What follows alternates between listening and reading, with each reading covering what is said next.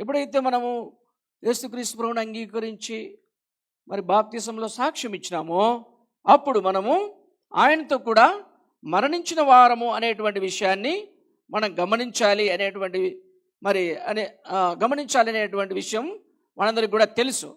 ప్రభువైన యేసుక్రీస్తు వారు he has died as substitution, మన కొరకు, మనకు బదులుగా, మన స్థానంలో ఆయన మరణించినాడు. But we died with him for the identification.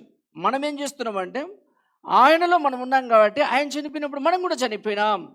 ఆయన సమాధి చేయబడినప్పుడు బాప్తిసం ద్వారా మనం కూడా సమాధి చేయబడినాం. ఆయన తిరిగి లేచుట ద్వారా మనం కూడా తిరిగి లేపబడినాం అనేటువంటి విషయాన్ని మనము గమనించాలి. ప్రభువైన యేసుక్రీస్తు వారు మన పాపముల కొరకు మరణించాడు.